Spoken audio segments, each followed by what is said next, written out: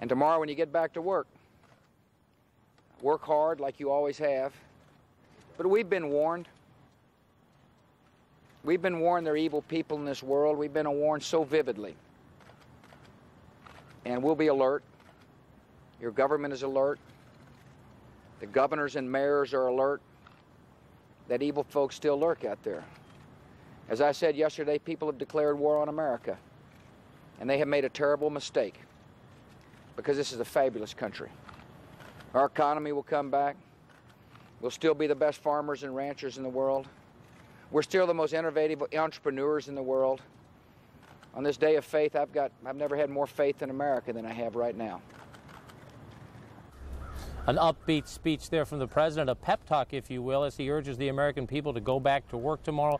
At the same time, though, the president assuring the American people their government, from Washington to local mayors, were on alert for additional possible incidents of terrorism. Quite an emotional statement by the president. At one point, he clenched his fist when talking about the campaign against terrorism. At another point, as you heard there, he said our economy will bounce back. He refused to answer a specific question about what he expected on the financial markets tomorrow. Some worried there will be jitters in the markets when they open tomorrow. The president also assured the American people, I'm not going to lose my focus. I'm not going to be distracted. This, again, an effort by the administration to prepare the people for a multi-year, multifaceted campaign against terrorism here. And dramatically, the president confirmed to the cameras that as he was flying from Florida the other day, told of these terrorist attacks against the United States, he authorized, if necessary, U.S. fighter jets to shoot down any additional planes if they were hijacked and believed to be headed towards civilian targets. Darren? John, I want to bring the discussion back for a moment back to the economy. One of the questions the president took was on recession, and if the country now does face a recession, a number of companies are going to be hurt by Tuesday's attacks. Just yesterday, Continental Airlines announced it's laying off 12,000 workers. It can't be the last company to make such an announcement. Are you hearing any talk in Washington about help to prop up these businesses, or perhaps even the stock market if it does tank tomorrow? There have been communications, we are told, between senior administration officials, most specifically the Treasury Secretary, and many firms on Wall Street and key corporations around the country. There have also been conversations on Capitol Hill about a possible financial help to the airline industry. Congress tried to pass a measure doing that over the past several days. It was held up, but the negotiations on that, we are told, will continue when Congress comes back. So you can certainly expect some help for the airline industry down the road. As a sign, as an attempt to reassure the financial markets, the Treasury Secretary Paul O'Neill will be on Wall Street to ring the bell when the markets open tomorrow morning. They don't talk about the markets here at the White House in the best of times, because anything a president says or a cabinet member says can make the market gyrate up and down. Privately, of course, like many investment analysts on Wall Street, they are concerned about what the mood will be in those initial hours. That's why the president trying to be more optimistic about the long term, saying our economy will bounce back, and the key, he believes, is for the American people to get back to work and show a spirit of optimism even as they mourn and grieve. Darren? John King at the White House. John, thank you very much. Now I want to bring you the latest on the investigation. We do know that 2 people are under arrest as material witnesses. Also, we know that an FBI raid within the past couple of hours is focusing on another house in Florida. Let's bring in our Justice Department correspondent, Kelly Rena. She is standing by in Washington. Kelly, this house, is this someplace that officials had checked out before? Well, Darren, as the nationwide hunt for clues intensifies, the FBI has raided a home in Delray Beach, Florida. Now, this is believed to be a residence of one of the hijackers, Ahmed Al-Nami. He hijacked the plane that crashed into Pennsylvania. That is what we know at this point. They haven't been at that address before, but it is an address that has been known to investigators. As you said, Darren, there have been no new arrests today, but the FBI does have 2 people in custody in New York arrested as material witnesses. And there are 2 others who are in INS custody, whose sources say are cooperating and have extensive knowledge of the terrorist network. There are 25 others who remain in INS custody and who are also being questioned. There's also a massive manhunt underway for more than 100 people that the FBI has identified on its watch list as people who may have information about the attacks. Investigators have distributed that list to airlines, car rental agencies, hotels, Border Patrol, and other authorities. And meanwhile, Attorney General John Ashcroft today says he will meet with congressional leaders to brief them on the latest threat. Justice officials say that there is evidence people involved in Tuesday's attacks remain in the United States. Ashcroft will also push during those meetings for increased authority when it comes to conducting wiretaps and other surveillance. And finally, Darren, law enforcement sources confirmed that at least 2 weeks before the attacks, the FBI began an investigation into 2 of the suspected hijackers. Now, that's after receiving information from the CIA that they had entered the country. The 2 had flown into New York, but the FBI was unable to track them down. Agents were still looking for them on September 11th when the plane that they hijacked crashed into the Pentagon. The 2 had been on an FBI watch list, but they still managed to board that plane, Darren. And that is all we've got right now for you on the investigation. Right. Well, we will cut you loose, Kelly, so that you can go back and get some more information with us, and we will check back with you later. We do want to let our viewers know that, of course, when we finish this news update, we'll be going back to a special edition of Talk Back Live. And for you viewers who are tuning in for that, these new numbers should be of special interest to you. New numbers from a CNN USA Today Gallup poll reflecting overwhelming national support for military action against terrorism. 88% of Americans saying a military response is called for. 8% disagreeing. Support wanes at the prospect of a long war that President Bush has spoken of, but 2/3 say they would back military action even if it lasted several years. 86% say they also support action lasting many months.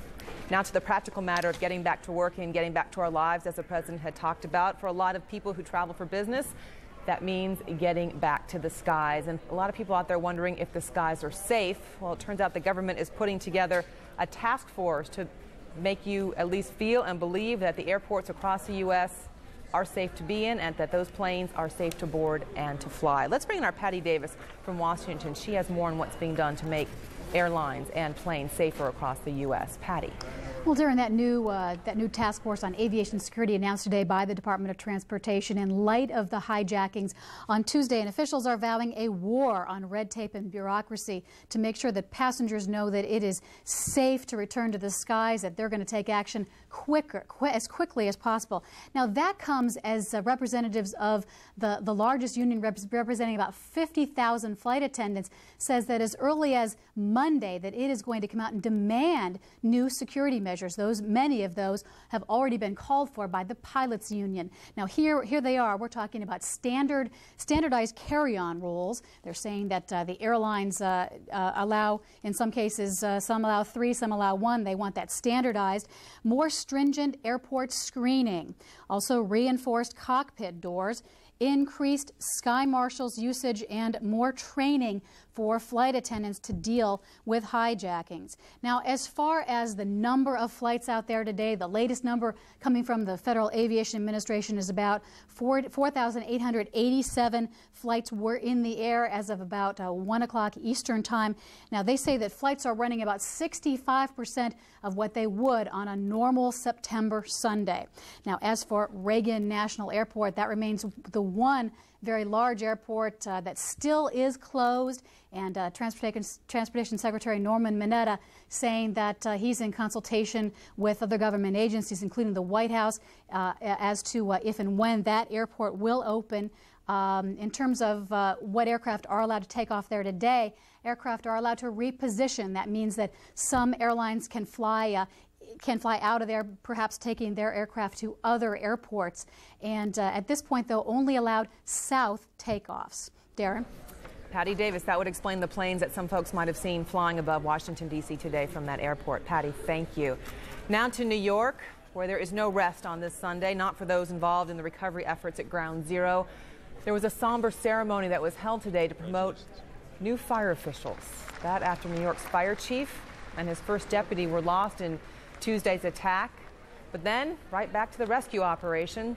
For more on that, which is still considered, by the way, a rescue operation, let's go to our Bill Hemmer, who is standing by in New York City. Bill.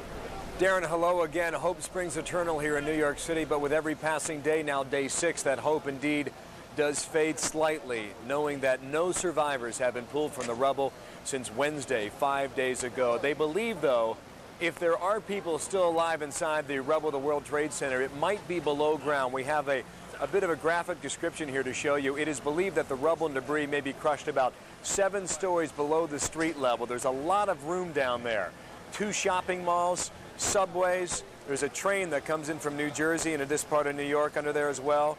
and several parking garages as well. It is possible, some people believe, that people may be trapped down there if there is still a possibility that those inside the World Trade Center buildings may still be alive at this point. I want to take you above the ground and above the streets now. We have some new aerial videotape here that gives us a different perspective of the operation here, a huge area we're talking about. And FEMA is now informing us that structural engineers are working their way through 5 separate buildings, many of which can be seen in the videotape here, checking for structural damage at this time. The U.S. Army Corps of Engineers also right now trying to formulate a plan that would take out the debris at a much faster pace. We have seen workers move here and work diligently for 6 days, but again, it appears to be just the tip of the iceberg when you talk about the rubble here. Some estimate greater than 500,000 tons eventually will have to remove from this site. A structural engineer also a short time ago on a less than positive note informing police that he was going through the Bank of New York building. That's a structure down here and to the right, about 20 floors in height, saying that he was going from floor to floor and he noticed quite a bit of vandalism inside. Doors have been kicked in, offices broken into. He says the coffee shop on the ground floor has been robbed. That, though, we have been told of earlier this week due to reports of theft and other things in the area. Ultimately, though, the mayor, has upped the number of missing, 5,097 at this point. Darren? Discouraging news on those numbers, Bill. Now, for those who survived, there's a lot of folks who live down near that area. They survived the attack, and yet perhaps their homes didn't. They might have been allowed in to get their pets or some clothes, but otherwise, these folks were basically homeless. Bill, what's being done for them? Well, we're on Greenwich Street, just about 2.5 blocks from the World Trade Center, and basically this entire area south of here has been closed down ever since Tuesday morning. Yesterday and the day before, we've been informed that some residents with chaperones have been allowed to go back into their apartments. However, there's a lot of other people who have not gained the access just yet. We talked to a couple business owners several hours ago, a couple of architects trying to keep their business up and running, and they have not been allowed yet inside their office just yet. Again, people are trying to get back in. It has been a slow process, but on a positive note, Darren, last night in Lower Manhattan, we saw life come back at a pretty good clip. A number of people back on the streets, and we expect that also to continue tomorrow with the number of shops and businesses opening, and of course the New York Stock Exchange opening up at 9:30 a.m. with that opening bell. New York is struggling, but again, they continue here, and life is slowly but surely returning to some sense of normalcy. And we heard Mayor Giuliani earlier today encourage people to go back to work, and to America, he said, if you really want to help, come visit us in New York and come spend some money.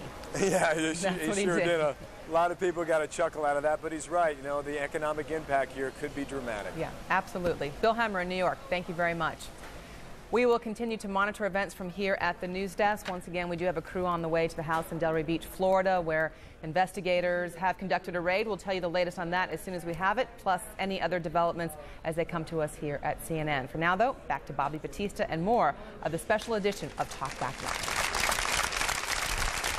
All right, Darren, thank you very much, and welcome back to the second hour of our special edition of Talk Back Live. America Speaks Out. A lot of people are seeking answers in their religious faiths as they try to deal with the events of the past week. As the terrorists involved in the attacks have been identified and we learn more about Afghanistan's Taliban, Americans are wondering, among other things, about the nature of Islam. Joining us today is Al-Haj Ghazi Kankan, a Muslim cleric and executive director of the Council on American Islamic Relations in New York. Also with us is Rabbi David Wolpe from the Sinai Temple in Los Angeles. He is the author of Making Loss Matter, Creating Meaning in Difficult Times. And Father Robert Drinan, a Jesuit priest and professor of international human rights and constitutional law at Georgetown University. He is the author of The Mobilization of Shame. Welcome to all of you. Thank you. If I may, I'd like to start with Al-Haj. This email, I think, is very typical of some of the confusion and perhaps ignorance that we have about the Islamic religion. Scott from Wichita, Kansas says, any religion that encourages its members to kill themselves while killing others and claims that's the road to heaven should be destroyed. Help us with that. The Islamic faith, does it endorse terrorist activity for any reason? Of course not. That is a really an unfortunate association. May I first begin with a short prayer, Bobby, because we are also uptight and calling for war and so on. I would like to make a short just prayer. O Allah, forgive those of us who are living and those who are dead, our young and our old, our men and our women, those of us who are present and those of us who are absent. O Allah, please, whom thou keep alive from among us, keep them alive in submission to thy will. Those who cause to die among us, please cause them to die with faith in thee. Allahumma ameen. Islam, my brothers and sisters, is peace. And anyone who associates Islam with violence, terrorism, is sadly wrong. The facts are simple. Islam is a universal message of peace. Those who commit suicide go to hellfire directly. Those who kill without due process will go to hellfire directly. That is the Islamic way.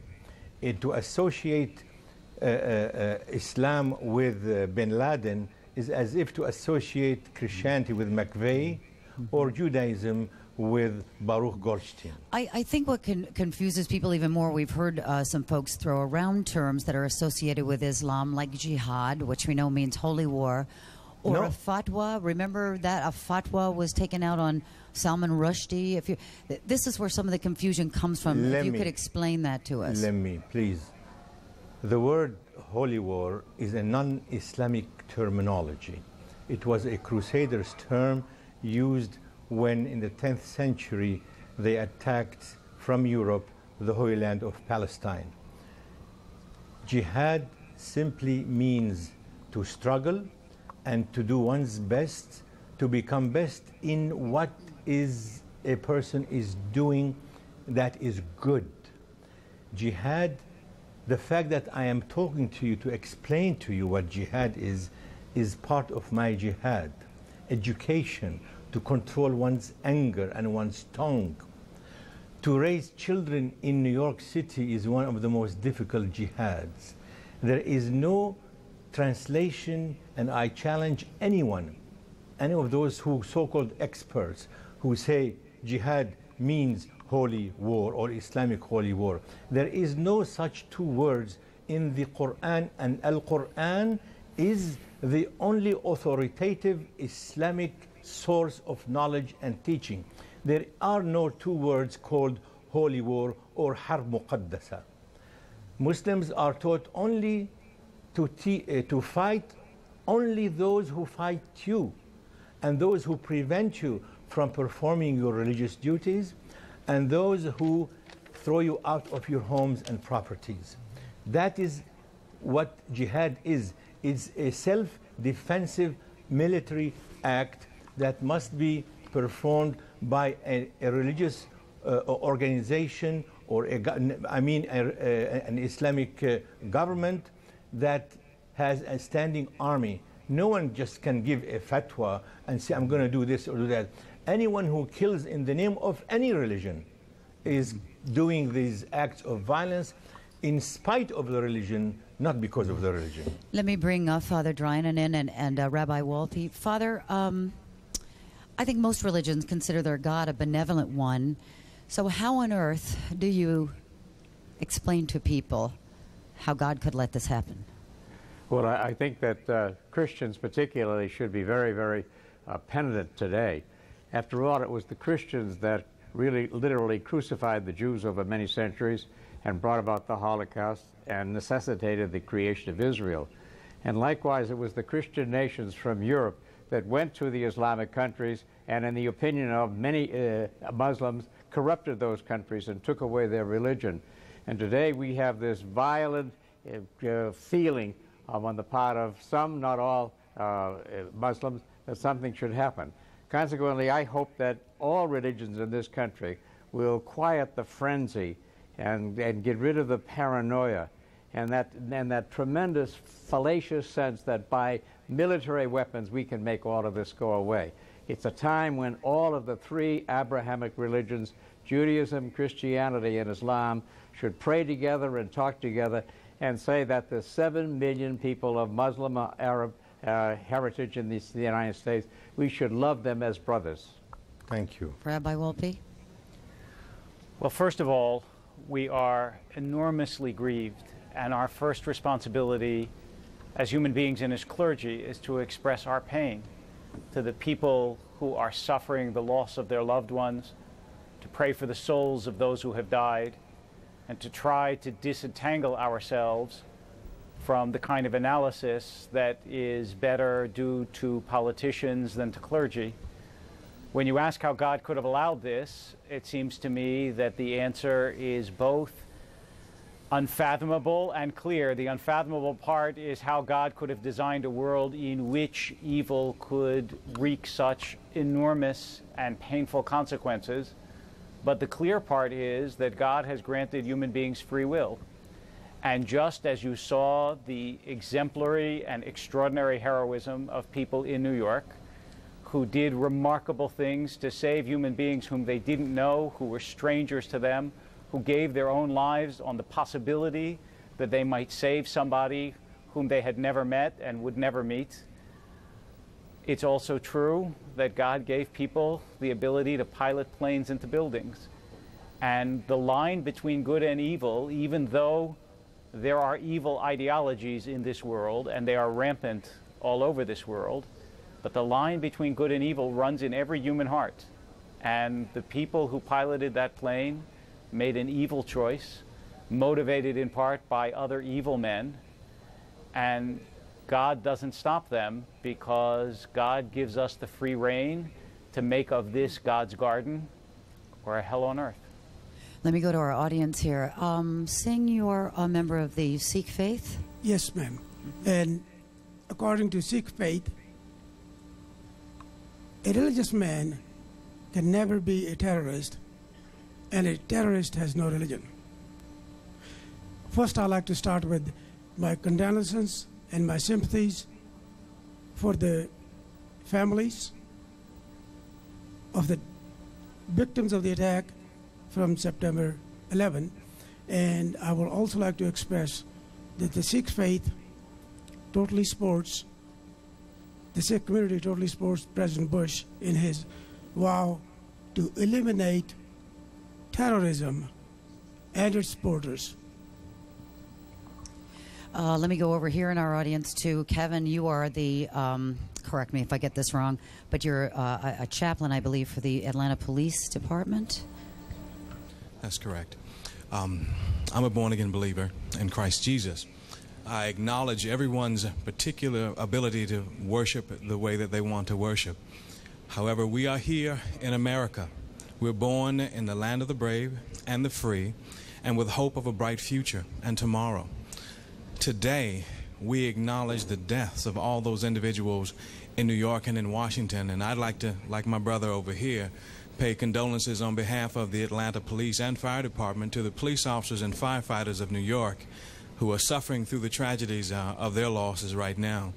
But as we look at it from a particularly religious perspective, I think that as Christians, or as those who have a faith base, we have to recognize the foundation of that faith. I think that the Father said something very interesting. The Abrahamic triad, the individuals who believe together, for Christianity and Judaism and Islam came from Abraham, and we're all related in that particular vernacular. So if we can find a way to come together in the midst of this, and I'm not talking about embracing the tyrants that did this, but I'm talking about as individuals in our country, those individuals who are faith-based, those individuals who love each other. If we can find a way to transcend all of the negative things that seem to be floating around in this room and in our country, and stand on this platform of love and peace and togetherness, we'll find a way to be able to overcome the negatives that will darken our doorways. In the meantime, Father Drinan, how do we keep from being angry at God? Well, I think we have to say that all these religions are predicated on love, and that we, the Jews, the Christians, and the Muslims, say that God has intervened personally in history. And Christians would say that Christ has intervened personally and that we should talk with him. Each of us is very precious, and it is inconceivable that Christ or the God of Abraham would have any hatred. That we come together in this country, we're only 4% of humanity, and I'm afraid that we have a hubris now, a pride, an arrogance that says that we are going to run the whole country. We should say we have sinned in many, many ways. We have a lot of reparation to do, and we should say that we don't want revenge or retaliation or reprisal. We want forgiveness. We want restraint. We want love. If all of us said that, we'll find a way to bring peace. Al-Hajj, the Quran calls for more than that, does it not? Of course it does. Al-Quran says the person who kills a soul that God had made sacred is a sinner. A person who does not follow the teaching of God Almighty is a sinner. Do not kill the life that God has made sacred. If you kill one life, it is as if you have killed all of humanity. If you save one life, you have saved all of humanity. Among the dead, there are more than 800 Muslims also. We have given our condolences. We would like to have anyone who is listening to this program, to please let us know how many of your family members are absent or dead, or you don't know where they are. Please let us know by calling CARE 1-800-78-ISLAM. 1-800-78-ISLAM. Please let us know, because we would like to also pray for the soul of all those who have perished. We want to thank the Congress, the Senate, the President, Mr. Ashcroft, and the Mayor, and all those who have spoken against people to have a backlash against innocent American Muslims and Arabs. While we talk, I should mention here quickly that what you're watching is a memorial service at Riverside Cathedral in New York City for all of the victims in the attack. Rabbi, I think you wanted to say something. I also have a question for you from the audience. Go ahead. Well, let me start with the question that you asked, which was, how do we avoid anger at God? And the Jewish answer is that you don't. That to ignore or repress the anger that is part of the human being is to cut off a piece of who you are. There is no reason not to be angry at God at times. Anger is part of any relationship. It's indifference that is destructive of religion, not anger. And you can shake your fist at the sky. You can be bewildered. You can be saddened. You can be angry. God understands that. There is no reason not to be angry, and there is every reason to be angry and hurt and shocked, all of those things. Judaism has a long history of suffering terrible pain, a long history of persecution. And we have learned somehow how to balance both love and justice. Love and justice are not necessarily mutually exclusive. To say that you wish those responsible punished is not to negate your expression of love. It is to realize that sometimes in this world, in order to be able to express love, you also have to express the boundaries and the limits and the rules and the justice that God expressed in the Bible and in creating the world. Question from Brett. Bobby? Yes, go ahead. We would like to invite all Americans next Sunday to attend a mosque service next to their homes or in their neighborhood, because we have a national open house for mosques, so that our neighbors and those who have questions, who still doubt that Muslims are not as good citizens as they are, to please come to the mosques and visit. It will begin from 10 o'clock until noon prayer. Have you had many reports, Al-Hajj, of attacks against mosques? Yes. Over 210 incidents of hate crimes have been reported all over the country. One person was shot, killed in Texas, unfortunately. Mosques have been firebombed. Muslim women who wear the scarf are assaulted. They are taunted in their schools. Women are afraid to walk out alone anymore. So please, before you rush to judgment, find out who these terrorists are whom we have condemned strongly, and then make a judgment.